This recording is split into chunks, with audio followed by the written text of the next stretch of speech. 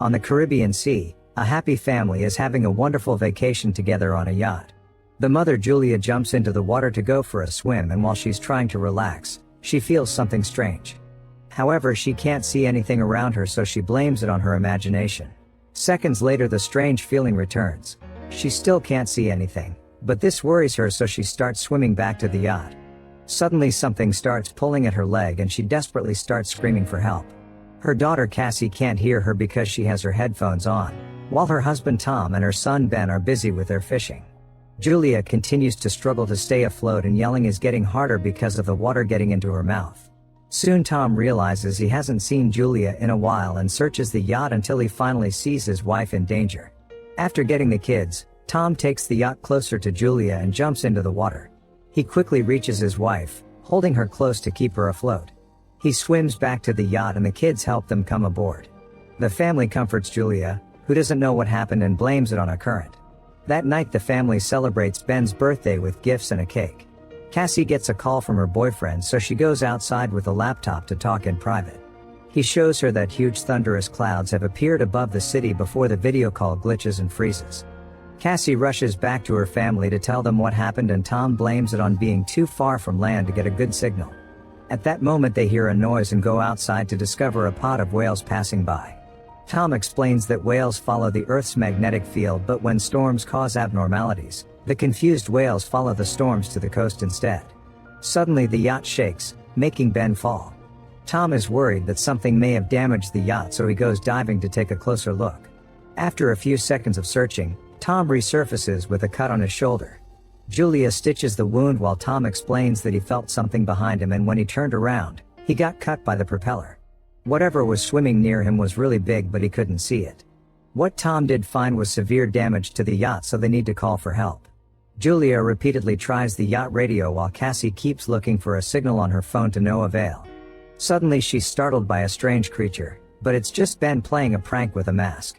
Eventually the yacht stops working and is stranded in the middle of the sea. Julia finds a voice on the radio, but it's all indistinct noise. Tom says they have enough water and food for 4 days, so they'll have to wait for a fishing boat to pass by. Suddenly the radar detects something nearby and the family hears a strange noise.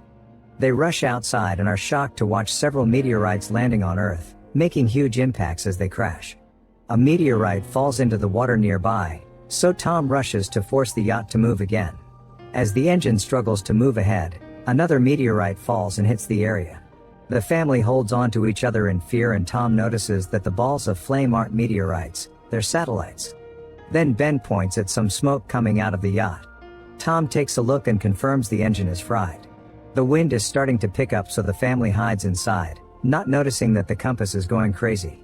The yacht starts shaking and Ben falls again, getting hurt in the process.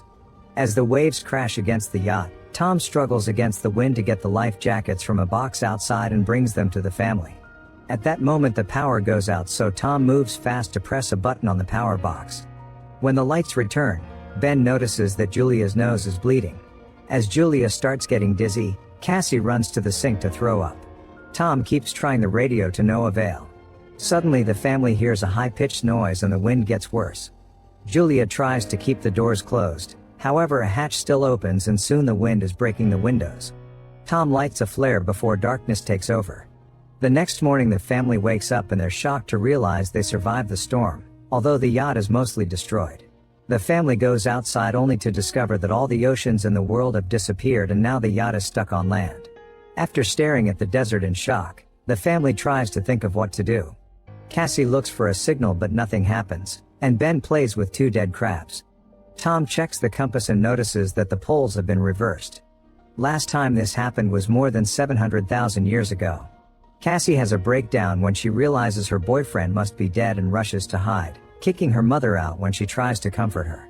While Julia and Tom check what supplies have survived the crash, Ben ties his birthday balloons to a rock to hopefully get the attention of other survivors. Next, Tom tries the radio again and gets in contact with a man named Now, the captain of a submarine. His vessel has also gotten stuck on land and he confirms that the magnetic poles have reversed, causing the ocean to retreat and submerge the mainlands. Now hasn't found other survivors and says that most communication systems are down. Since there are occasional systemic movements, He's concluded that the poles will reverse again and the seas could return in a week. Now advises the family to climb as high as possible because things will get violent when it happens. His partner died during the crash and the submarine has room for 3 people. Julia and Tom convince him to save their kids, so he gives them his coordinates. Tom calculates that it'll take them 2 or 3 days to find the submarine, so he tells the family to have a good night of sleep because they'll leave early tomorrow. The next morning the family is packing their supplies when Tom sees something moving nearby. It's a limping man with a makeshift harpoon and a dog that keeps on barking. Tom approaches him and gives him a bottle of water, but he can't understand the man's language. After drinking, the stranger hits Tom with the bottle and kicks him in the face. A terrified Julia comes running, but it's too late. The guy is already stabbing Tom in the stomach with a harpoon. Tom's body twitches for a few seconds before the guy cuts his throat too. Next the man starts chasing after Julia and even throws the harpoon, which only cuts her shoulder. This doesn't stop Julia from rushing to the yacht and getting to her children, telling them to hide while she locks the doors. The siblings get inside the sofa and Julia gives them the flare gun before grabbing a knife and hiding in the bathroom. The man pounds on the door until he manages to open it and bursts inside. He grabs some food and starts searching the yacht, eventually going to the bathroom. Julia manages to avoid him by climbing out through a hole in the wall. The guy looks out and doesn't see her, but when Julia tries to sneak away, the dog starts barking at her. Suddenly it tackles her to the ground, leaving Julia no choice but to kill it with a knife. The stranger hears the dog whining and comes out to find its body, causing him to have a breakdown. Meanwhile, Julia sneaks around the yacht and climbs to the top so she can get back inside through the broken window. Unfortunately, the man finds her first and knocks her down with a punch. Julia holds on to the furniture as he tries to drag her away, and in the struggle she manages to kick him off. Then the guy steps on her wrist to make her drop the knife. He grabs her by the hair and smashes her face on the floor before throwing her on the sofa to start choking her. The kids have been watching everything and can't take it anymore, so Cassie comes out and shoots the man with a flare. A fire immediately starts spreading through the yacht, so the kids run out, but Julia goes back to kick the man in the face and grab the map with the coordinates plus their bags. Ben and Cassie cling to their father's body and soon Julia joins them so they can all say goodbye together in tears. At that moment the creepy man comes out of the yacht, so the family starts running away while the yacht blows up in a big explosion. Sometime later the family stops at a small waterfall to rest. Cassie wonders if the crazy man came to them because of the balloons, which makes Ben feel guilty. Julia assures her son that it wasn't his fault and urges the family to keep moving since the strange guy is still following them. At a small pond, Ben is fascinated by the body of a hammerhead shark. At that moment Julia sees the man about to reach them, so the family starts running again. They go down a dune and discover a bunch of toxic waste, so they have to run around it carefully. Moments later, it appears they've lost their pursuer.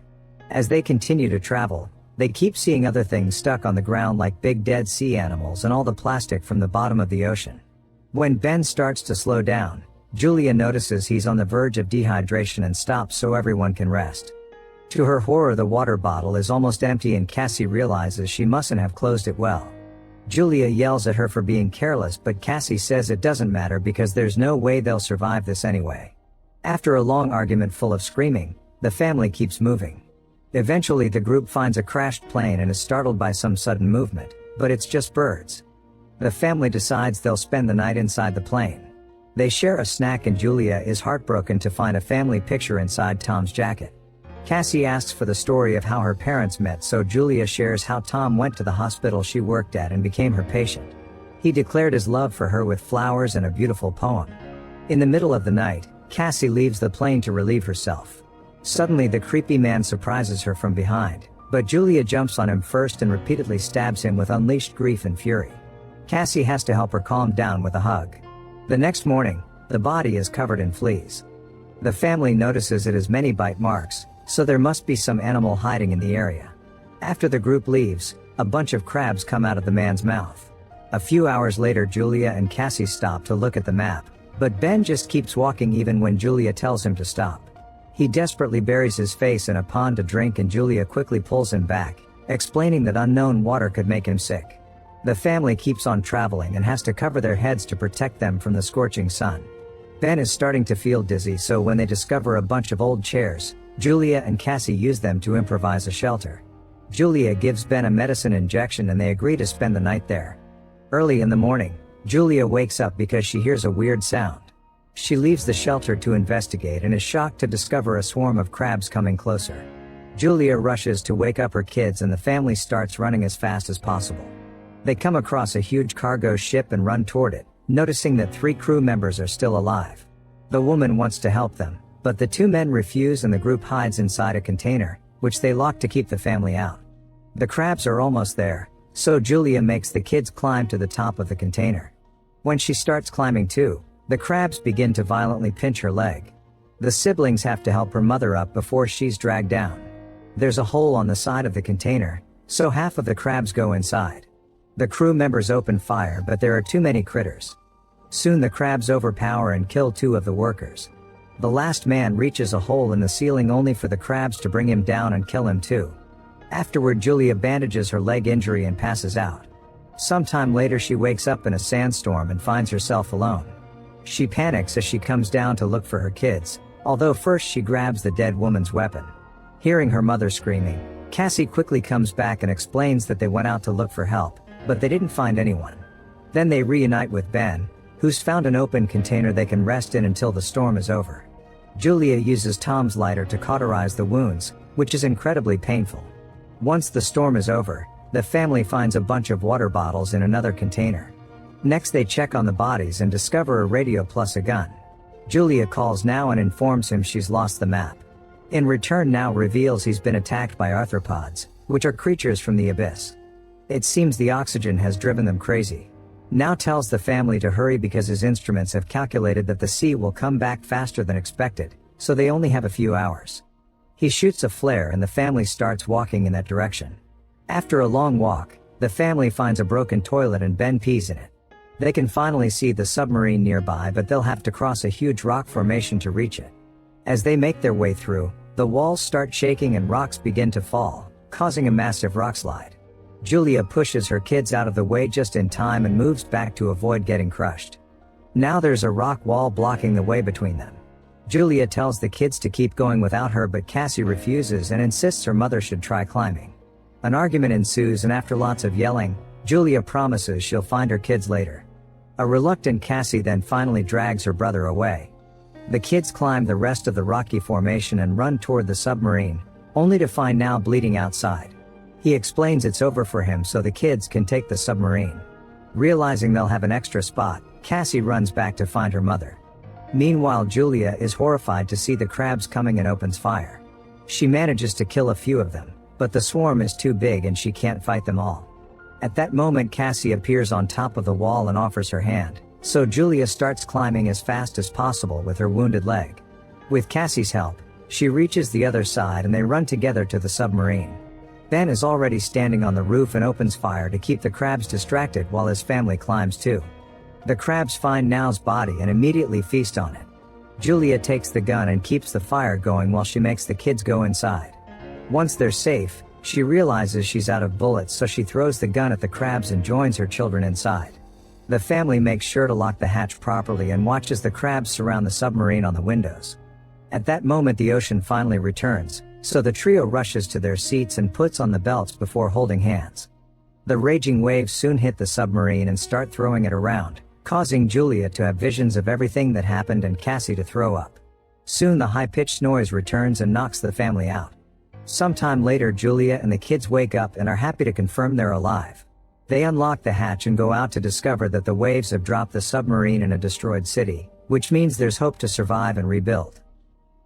Make sure to subscribe and turn on notifications so you can watch more videos like this. Thanks for watching.